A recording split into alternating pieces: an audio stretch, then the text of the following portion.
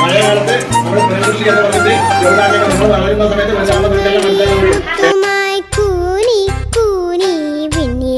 മുത്തശ്ശി വരുന്നുണ്ടേ, കാറ്റിന്റെ കൈതട്ടി താഴെ പോയി വെള്ളാരം മിനുങ്ങണ മഴമുത്ത്.